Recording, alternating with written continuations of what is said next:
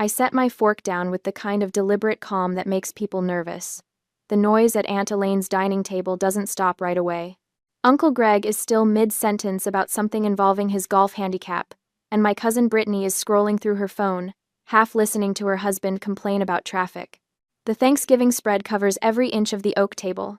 Turkey, stuffing, 3 kinds of potatoes, green bean casserole that nobody really wants but everyone pretends to appreciate. Mom's laughter cuts through it all. That performative, too loud sound that makes my shoulders tense before my brain catches up. Madison is 30, and still renting a shoebox, she announces to the entire table, gesturing with her wine glass. Red sloshes dangerously close to the rim. Can you believe it? Meanwhile, Brittany just bought that gorgeous condo in the city. The room doesn't go quiet. Not yet. But I feel the shift.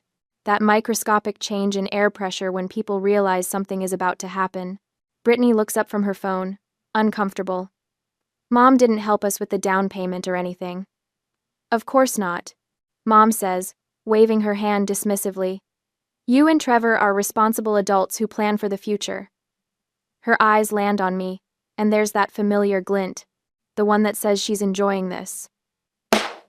Some of us just can't seem to get our financial lives together. My hands rest flat on either side of my plate. The tablecloth is cream-colored, probably expensive. Aunt Elaine always goes all out for holidays. I count the floral pattern repeating itself. Once, twice, 3 times. You're absolutely right, Mom. The words come out even, almost pleasant. Mom's smile widens, mistaking my agreement for surrender. She's about to launch into another comparison, probably about my car or my job or the fact that I haven't been on a vacation in 3 years. I should be saving more money. Uncle Greg nods approvingly. Aunt Elaine refills her wine, satisfied that this uncomfortable moment is resolving itself the way it should. With me accepting my role as the family disappointment, that's why I canceled the standing mortgage transfer to your account this morning. The silence this time is absolute. Mom's wine glass freezes halfway to her mouth. Her expression does something I've never seen before, a sort of rapid cycling through confusion, disbelief, and landing hard on panic. The color drains from her face in stages, like watching a Polaroid develop in reverse. You what? The $1,800 transfer?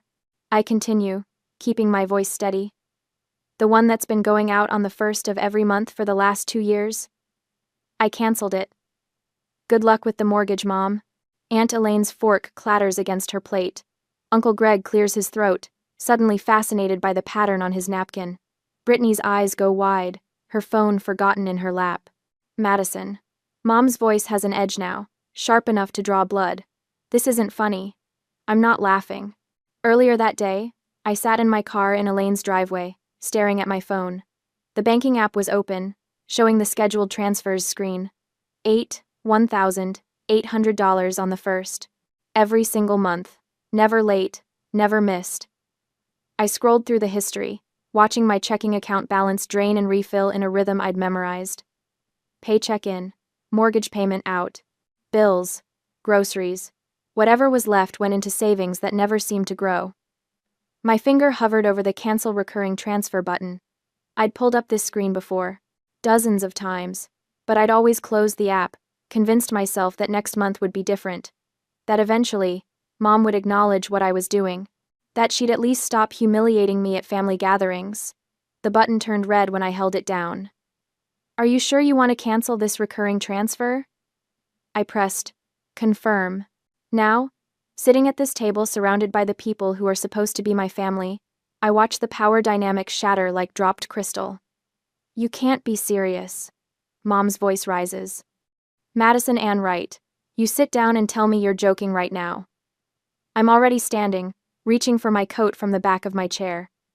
My hands don't shake. Not yet. That will come later. I'm completely serious. After everything I've done for you? Mom pushes back from the table, nearly knocking over her chair. I raised you. I sacrificed for you. And this is how you repay me? The room holds its breath. This is the part where I'm supposed to apologize, where I back down and promise to reinstate the transfer, and beg forgiveness for embarrassing her in front of the family. Everyone knows the script. I pull my coat on, button by button. The movements feel mechanical, like I'm watching someone else's hands. Enjoy your dinner. Madison, Mom's voice follows me toward the front door. You get back here right now. You can't just walk out. Madison. Aunt Elaine starts to rise, probably to block my path or deliver some speech about family duty. But something in my face stops her. Maybe it's the way I'm not crying, or the way my jaw is set. Or maybe it's just that after 30 years of being the peacekeeper, the people pleaser, the invisible daughter who pays her mother's mortgage while living in a studio apartment she can barely afford. I'm finally done performing. The November air hits my face as I step outside. Cold, sharp, real. My car is parked at the curb under a streetlight. I slide into the driver's seat and close the door, muffling the sounds of the chaos I just left behind. The engine starts with a familiar rumble. My hands find the steering wheel, and that's when they start to shake. Not from regret, from the adrenaline of finally standing up. I stare at the dark windshield, watching my breath fog the glass. Inside that house, Mom is probably crying now. Aunt Elaine is consoling her. The family is probably already deciding I'm the villain in this story. But I'm not going back in. Not tonight. Not ever. The next day, the spreadsheet glows on my laptop screen. Each row a small betrayal documented in Arial 11-point font. I've been sitting at my kitchen table for 3 hours now, cross-referencing bank statements with calendar dates, building a timeline of exactly how much I've bled. The apartment is quiet, except for the hum of my refrigerator and the occasional click of my mouse. My coffee went cold an hour ago, but I keep lifting the mug to my lips anyway, forgetting. $1,800. Every single month. For 24 months. $43,200. But that's not the whole story. I scroll down to the highlighted cells in yellow. The emergency payments. Mom's car needed new brakes. Her water heater died. She had an unexpected dental bill. Each crisis arrived with the same frantic phone call, the same tremor in her voice that made my stomach drop. September last year, $4,000 for the roof repair that couldn't wait. March, $2,500 for the furnace.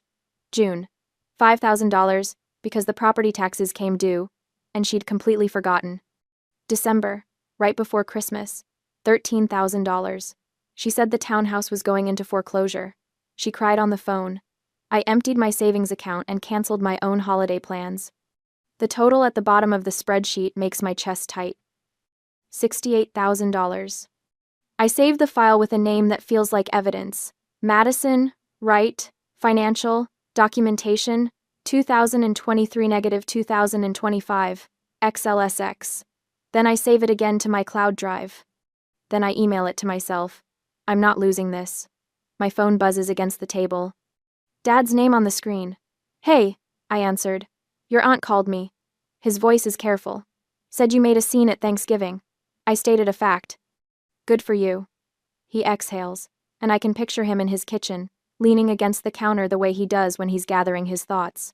Your mother called me too. Wants me to talk some sense into you. And? I told her I agreed with you. Something loosens in my chest. She's been telling everyone you left her broke. Of course she has. Dad sounds tired. Madison, you know the divorce settlement was 50-50. Right down the middle. The judge made sure of it. Your mother got $230,000. The townhouse was paid off. She had no debt. Where did it go? Where does it ever go? He pauses. That spa membership costs $800 a month. I saw the credit card statements before we split. She was spending $4,000 a month at Nordstrom, getting her hair done every 2 weeks at that place in Belmont, the kitchen renovation that she absolutely had to have, the bathroom remodel. New furniture. She spent the money, Madison. That's what she does. I already knew this. But hearing Dad confirm it makes the spreadsheet on my screen feel less like paranoia and more like proof. Thanks for telling me, I say. I should have told you 2 years ago. His voice drops. But honestly, I thought you were just helping her with groceries or small bills. I had no idea you were paying the entire mortgage until Elaine opened her mouth. He sighs. I'm sorry I didn't ask sooner.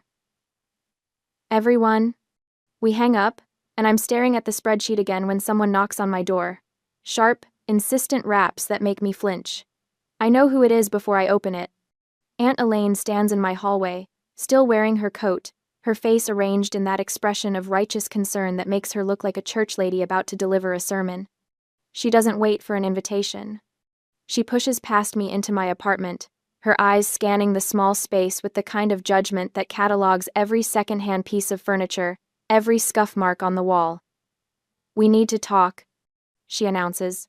"Hello to you too." "Don't be flip with me, Madison." She turns to face me, and there's no warmth in her expression. No curiosity about my side of things. "Do you have any idea what you've done?" "I stopped paying my mother's mortgage." "You humiliated her.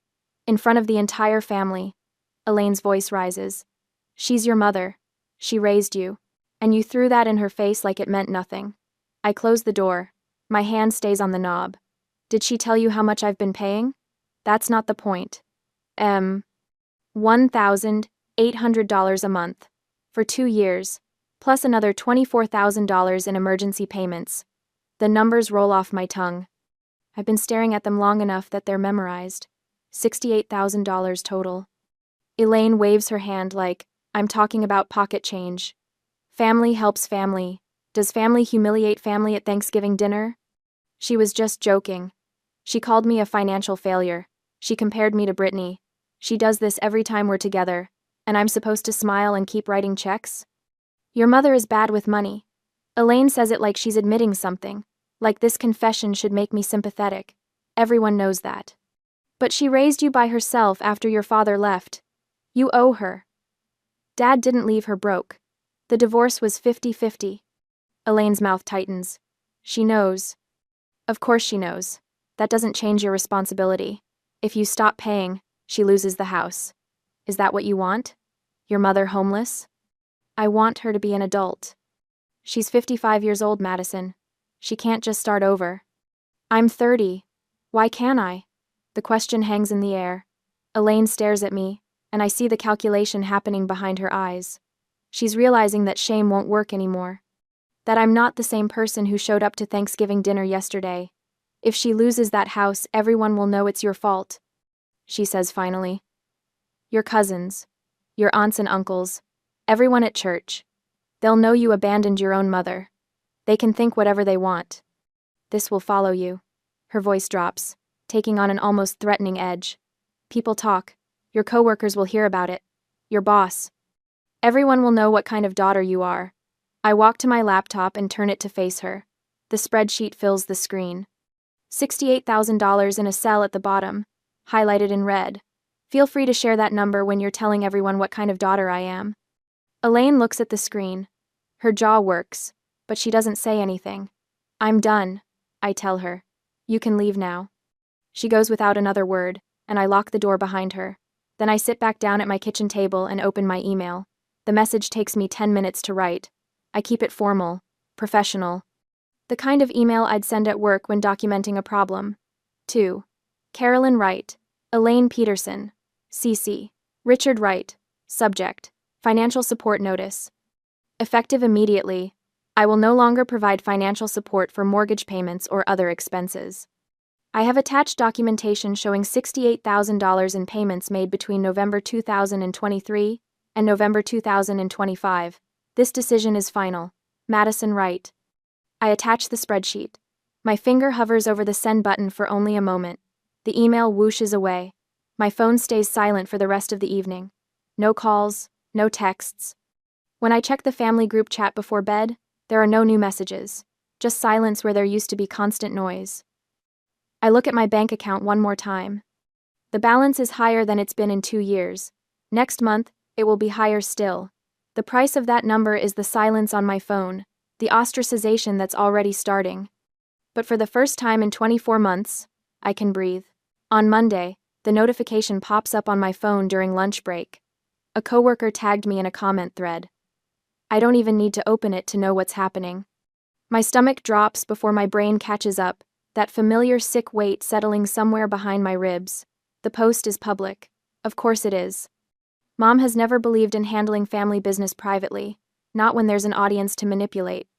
Her profile picture shows her at some charity gala from 3 years ago, wearing a dress I now realize I probably paid for. The text is long, rambling.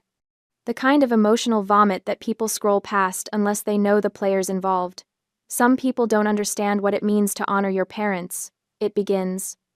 After everything you sacrifice, After all the sleepless nights and hard choices, after giving up your own dreams to raise them right, they just walk away. Abandon you when you need them most. I'm getting older. I won't be here forever.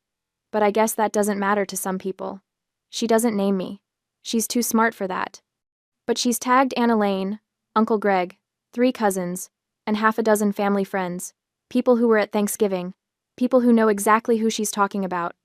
The comments are already rolling in.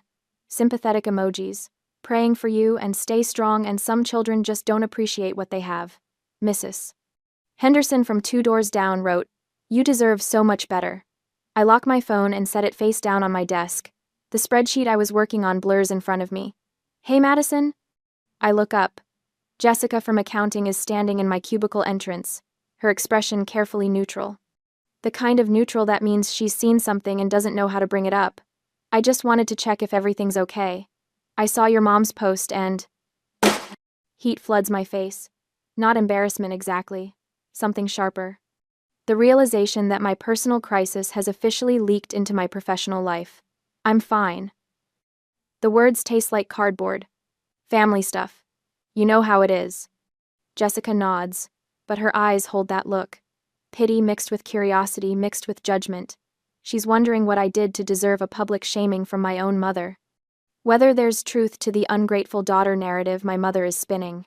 "If you need anything," Jessica says, backing away slowly. After she leaves, I pull up the post again, read through the comments, watch the likes climb. 43 people have validated mom's victimhood in the span of 20 minutes. My fingers move on autopilot, typing out a response. A clear, factual explanation of the last 2 years, the mortgage payments, the manufactured emergencies. The casino receipts I haven't even shared yet. Every detail laid out in numbered points, irrefutable and damning. I write 3 paragraphs. 4. The truth presented in clean, professional language that can't be misinterpreted or twisted. My thumb hovers over the post button. 1 tap and everyone will know my side. 1 tap and the narrative shifts. 1 tap and I stop being the villain. The office air conditioning kicks on, humming through the vent above my desk. I stare at my drafted response, reading it over twice. Then I highlight all of it and hit delete, because that's exactly what she wants. Mom doesn't care about the truth. She cares about the performance. About forcing me to defend myself publicly, to engage in a battle where she controls the terrain. Every comment I make, every fact I share, it all feeds into the drama she's creating. It makes me look defensive, reactive, like someone who has something to hide. I block the post from my feed instead. Don't unfriend her. Don't comment. Just remove it from my view like it never existed. My hands are steadier than I expect. The phone rings 20 minutes later. Dad's name flashes across the screen. "I saw it," he says before I can speak. No greeting, just straight to the point. "Don't respond. I wasn't planning to." "Good." He exhales, and I can picture him in his workshop, surrounded by half-finished furniture projects and sawdust. "She's baiting you. This is what she does. Creates a crisis, makes herself the victim, and waits for you to react, so she can point to your reaction as proof of how terrible you are. I know." "Do you?" His voice softens. "Because I spent years falling for it, apologizing for things I didn't do, trying to fix problems I didn't create. It took me too long to realize you can't win against someone who rewrites history every time she opens her mouth." I close my eyes, pressing the phone harder against my ear. People believe her. Some people will believe anything that confirms what they already think. The ones who matter will see through it eventually. After we hang up, I sit in the silence of my cubicle. The fluorescent lights buzz overhead. Someone's microwave popcorn makes the break room smell like fake butter. That evening, my coworker Amber texts me. Not Jessica with her careful neutrality, but Amber from my training cohort 3 years ago. We get drinks sometimes. Share war stories about difficult clients and office politics. "Saw your mom's post through a mutual friend. Want to grab coffee?" We meet at the place 2 blocks from my apartment. Small, overpriced, with mismatched furniture and aggressively hip baristas. Amber orders something with oat milk. I get black coffee because I'm too tired to make decisions. My mom did the same thing to my sister. Amber says without preamble. Different details, same playbook. Public shaming, playing victim, making it everyone else's problem. I wrap both hands around my mug, absorbing the heat through the ceramic. My sister was supporting her for 4 years, Amber continues. Rent, bills, groceries. Mom spent it on QVC jewelry and timeshares she never used. When my sister finally cut her off, Mom told everyone she was being abandoned, made herself out to be this tragic figure. What happened? My sister moved across the country, changed her number, started over. Amber shrugs. Sounds dramatic, but sometimes that's what it takes. You can't fix people who don't want to be fixed. You can only protect yourself. The coffee tastes burnt, but I drink it anyway. Back home that night, I sit cross-legged on my couch with my laptop open. The Facebook post is still up, still gathering sympathetic comments like barnacles on a shipwreck. I navigate to my privacy settings and start clicking through options. Limited profile visibility, restricted lists, unfollowing without unfriending, the digital equivalent of closing a door without slamming it. I unfollow Aunt Elaine, Uncle Greg, the cousins who liked Mom's post, the family friends who added their prayers and sad face emojis. One by one, I remove their content from my feed. They can still see my public posts, and can still think whatever they want, but I don't have to watch them perform their loyalty to Mom anymore. The quiet that follows feels intentional instead of empty.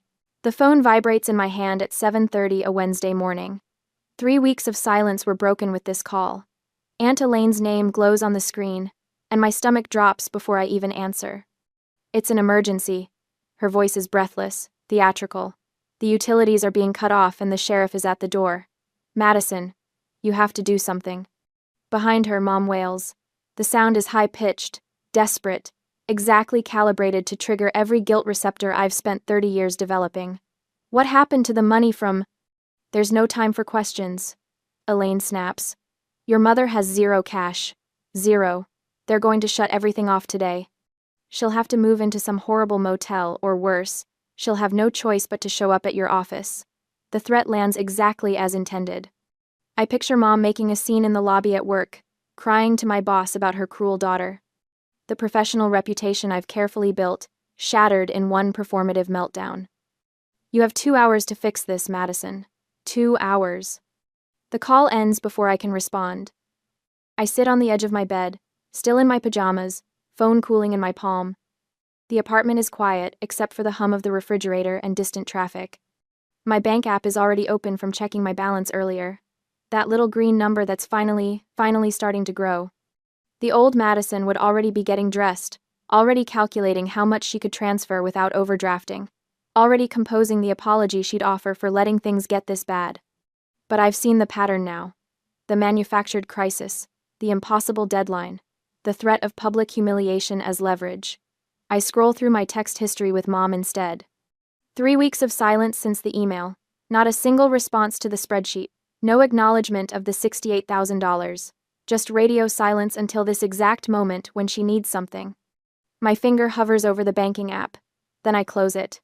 I text back, I'll meet you at the townhouse. 1 hour. The reply comes in seconds. Thank God, I knew you'd come through.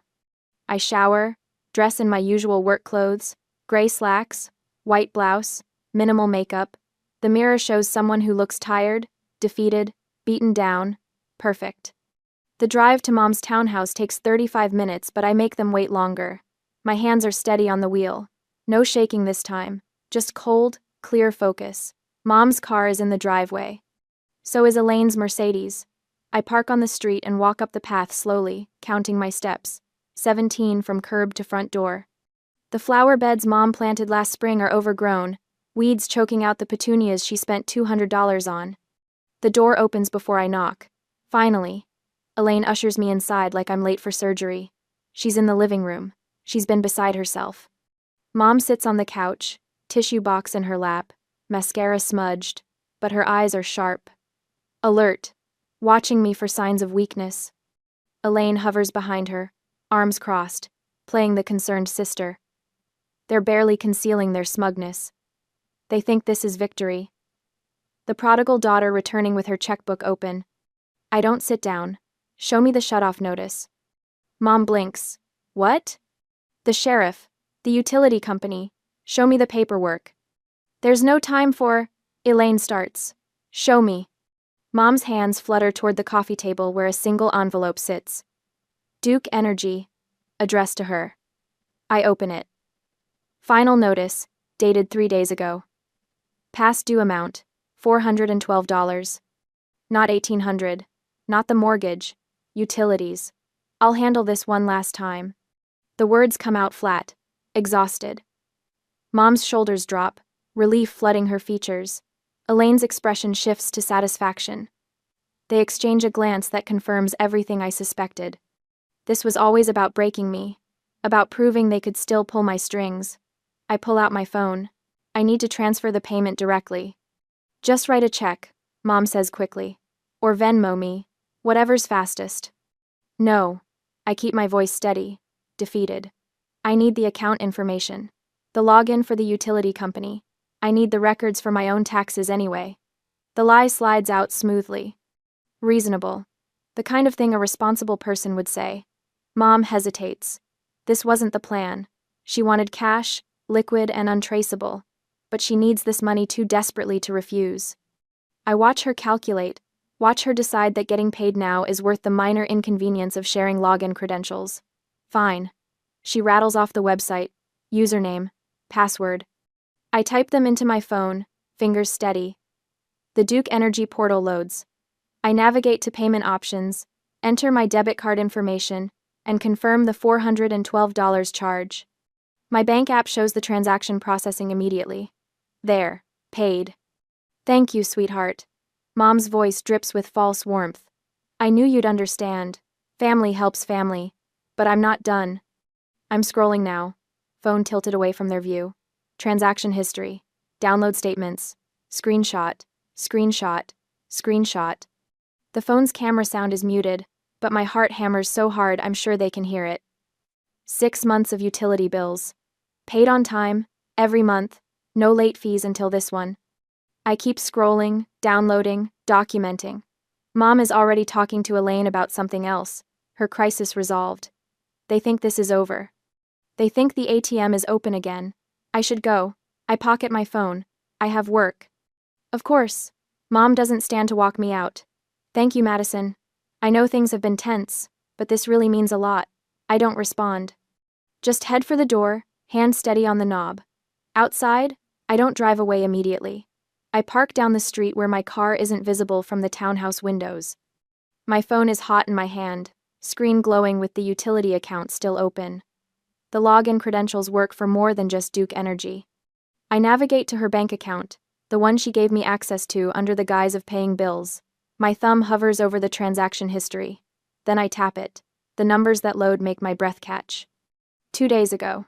ATM withdrawal. The Emerald Casino. $2,000 in cash. The day before the emergency. The day before she claimed to have zero money. The day she and Aunt called me. I scroll further back. More casino withdrawals. Luxury purchases at department stores. Spa memberships. Monthly charges that paint a picture of someone who never intended to pay her own bills. Someone who spent the mortgage money knowing exactly who would cover the shortfall. I screenshot everything. Every transaction. Every date. Every location. The evidence downloads to my phone in a neat, devastating timeline. Inside that townhouse, Mom and Elaine are probably celebrating. Probably already discussing what the next emergency will be. Home repairs, maybe, or car trouble. Whatever story sounds urgent enough to open my wallet again. But I'm not crying. I'm smiling. My fingers fly across the screen, creating a new folder. Evidence. I drop every screenshot inside, then back it up to cloud storage. 3 copies, each one a bullet I didn't know I'd need until this exact moment. The trap isn't just armed anymore. It's loaded, aimed, and ready. Let's see what else you've been hiding, Mom. I start the engine and pull away from the curb, leaving the townhouse and its occupants behind. My phone sits in the cup holder, screen dark now, containing the truth they never meant for me to find. The ATM isn't open. It's about to permanently close. The text comes through 4 days after I paid the utility bill. Mom, Madison, I need to talk to you about something urgent. My car is making a terrible noise, and the mechanic says it needs $1,200 in repairs immediately. I can't get to work without it. I stare at the message while my coffee goes cold. The same urgency, the same breathless crisis, the manufactured panic that used to send my heart racing and my fingers flying to the bank app. Not anymore. I scroll through the screenshots I took while logged into her account. Transaction after transaction, each one telling a story she never wanted me to read. The grocery store charges are reasonable enough. The utility payments are there, smaller than she claimed. But then there are the other ones. The luxury spa, the designer outlet mall, the wine bar downtown that charges $18 for a glass of Pinot. And the big one. The devastating one. The Emerald Casino. My thumb hovers over the reply button. I could ignore this, block her number, move on with my life and let her figure out her own messes. But she won't stop.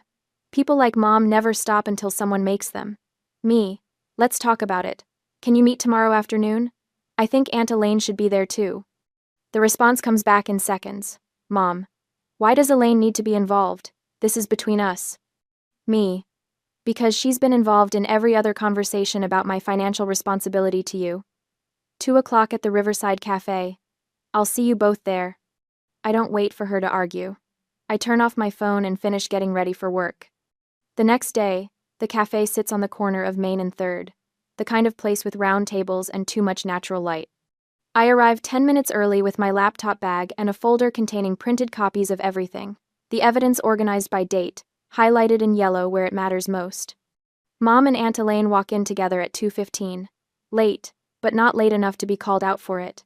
Mom's face has that pinched look she gets when she's nervous but trying to hide it. Elaine's expression is already set to disapproval, like she walked in here ready to lecture me about family duty before I've said a single word. They sit across from me. Mom reaches for my hand, but I pull back and rest both palms flat on the table. Thank you for coming. Of course, sweetheart. Mom's voice drips with artificial sweetness. Now, about the car. I really am in a bind, and I know you said you wouldn't help anymore, but this is different. I can't work without transportation. We can talk about that. I open my laptop. The screen glows between us. But first, I want to show you something. Elaine shifts in her seat. Madison, if this is about dredging up the past, it's about last call. I turn the laptop toward them. The transaction history fills the screen. When you called and said the utilities were being shut off. When the sheriff was supposedly at the door. Mom's face goes very still. I paid that bill directly, remember? You gave me the login information. I clicked to the next screenshot, which meant I could see everything else too. The silence stretches. A waitress approaches, takes one look at our table, and veers toward a safer group of customers. Madison. Mom's voice has an edge now. Looking through my private accounts is a violation of... The day before your crisis. I tap the screen. November 14th. The Emerald Casino. $2,000. Cash withdrawal. Elaine leans forward, squinting at the screen. Her mouth opens, closes, opens again. You withdrew $2,000 at a casino. I continue, my voice steady. And then the next day, you called in hysterics about not having money for utilities. You manufactured that emergency. You gambled away your mortgage payment, and then called me to cover it. That's not... Mom starts, but I hold up one hand. I have $68,000 reasons to be done with your lies. I pull out the printed copies, sliding them across the table. This is 2 years of payments, $1,800 a month, plus the emergency payments, plus the utility bill I just paid, which subsidized a casino trip. Mom stares at the papers like they might catch fire. Her hands tremble as she reaches for them, but she doesn't pick them up. Can't. Maybe. Elaine reads in silence. I watch the exact moment she realizes she can't defend this, can't spin it into another lecture about family duty. Her face shifts from disapproval to something closer to shock. Carolyn. Elaine's voice is quiet. Dangerous. Tell me this isn't real. It was a mistake. Mom's words tumble out fast. I was stressed. I thought I could win it back. I never meant for... You lied to me. Elaine cuts her off. You stood in my kitchen and told me Madison abandoned you. You made me call her and guilt her into helping. And you were lying. I needed help. Mom's voice rises, desperate now. I made one mistake. One bad decision. That doesn't erase everything Madison owes me. I close my laptop with a soft click. I don't owe you anything. The words land heavy. Final. The money I gave you didn't save you, Mom. It enabled you. Every dollar I transferred went toward maintaining a lifestyle you couldn't afford. The designer clothes, the spa memberships, the casino trips. You didn't need rescuing. You needed someone to stop rescuing you. Mom opens her mouth, but nothing comes out. Her eyes are shining, and I wait for the tears, the performance. But even she seems to realize it won't work this time. I pull out my phone and open the family group chat. 37 members. Cousins, aunts, uncles, second cousins I barely remember. I haven't posted anything yet, I say, showing them the empty message box. But I will if this continues. The casino receipt, the transaction history, the whole truth about where my money actually went. You wouldn't.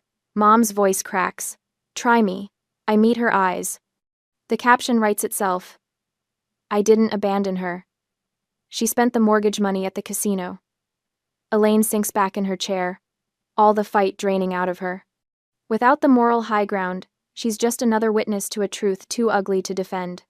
I'm done being the solution to problems you create. I stand, gathering my laptop and folder. I've changed the passwords on my accounts. All of them. Don't call about emergencies. Don't text about crises. Don't show up at my apartment or my work. After everything I did for you? Mom's voice breaks on the last word. I pause at the edge of the table. You raised me. Past tense. That job is over. And you got paid for it. $68,000 worth. I walk out while they're still sitting there, stunned into silence. The afternoon sun hits my face as I step onto the sidewalk. My hands aren't shaking. My chest isn't tight. For the first time in 2 years, I feel lighter than air. 5 months changes everything and nothing at all. My new apartment has actual closet space, 2 bedrooms, even though I live alone. The second one holds a desk, bookshelves, and a reading chair I found at an estate sale. Fresh tulips sit in a glass vase on the kitchen counter, bright yellow against the white subway tile. I bought them yesterday because I wanted to, not because they were on clearance. My savings account has an actual balance now. Real numbers that grow instead of drain. The Easter gathering is at Aunt Elaine's again. Different holiday, same house, but I'm parking at the curb by choice this time. Not obligation. Not guilt. Just the simple decision to show up because I want to see Dad and a few cousins who reached out after the dust settled. I grab the lemon cake from the passenger seat. Store-bought, because I'm not trying to prove anything anymore. Inside, the familiar sounds of family chaos greet me, kids running through the hallway. Uncle Greg's booming voice from the living room, the scent of ham and scalloped potatoes drifting from the kitchen. Mom is here. I spotted her car in the driveway. She's sitting in the corner of the dining room when I walk in, quieter than I've ever seen her. Her wine glass is half full instead of constantly empty. She glances up when I enter, and something flickers across her face.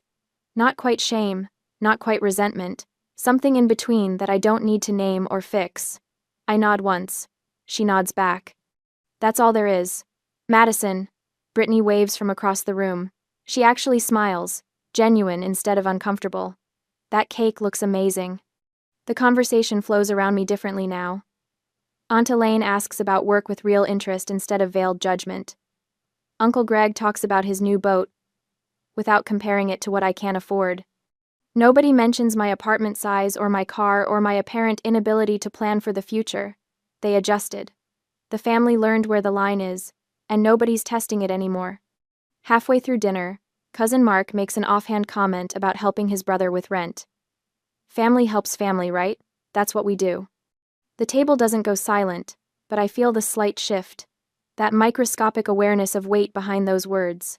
I set down my fork, take a sip of water, and smile. No tension in my shoulders. No calculating how to escape. Everyone's responsible for their own finances. Mark blinks, nods slowly. Yeah, I guess that's true too. The conversation moves on. Someone asks about dessert. Brittany's husband tells a story about their dog. The moment dissolves like sugar in coffee, sweet and unremarkable. Later, Dad catches me by the coffee station. He squeezes my shoulder once, firm and proud. He doesn't say anything. Doesn't need to. On Tuesday, a younger woman from accounting stops by my desk. Sarah, maybe 24, with circles under her eyes that look familiar. Can I ask you something? She glances around like she's afraid of being overheard. It's about family stuff. We end up having coffee in the break room. She tells me about her parents, their constant requests, the guilt trips, the threats. Her voice shakes when she talks about cutting them off. Everyone says I'm being selfish. I think about the spreadsheets, the casino withdrawal, the 2 years of silence I mistook for love. You can love people from a healthy distance, I tell her. You're not responsible for fixing problems they create. She's crying now, but the relief on her face is unmistakable, like someone finally gave her permission to breathe. I give her my number, tell her to call if she needs to talk. She hugs me before leaving, whispering thank you against my shoulder. That evening, I meet Dad and Jessica, my coworker who validated my boundaries 6 months ago, at the Italian place downtown. We order too much food and split a bottle of wine that costs more than I used to spend on groceries for a week. To chosen family, Jessica says, raising her glass. Dad grins. To Madison finally choosing herself. We clink glasses, and the sound rings clear. Driving home, the sunset spreads across the horizon in shades of orange and deep pink. My hands rest easy on the wheel, no phantom buzzing from my phone. No checking the rearview mirror like Mom's going to appear. My laptop sits open on the passenger seat, browser tabs still visible. One shows a photography course starting in June. Another has flight prices to Colorado. The voice in my head sounds different now. Steady, instead of anxious. Clear, instead of conflicted. Family helps family, I say out loud to the empty car. But help doesn't mean sacrifice. The light ahead turns green. After all I did for you? I smile at my reflection in the windshield. I finally did something for myself. My hands stay steady on the wheel. The road ahead is mine. The invisible provider now provides for the only person who never exploited her, herself.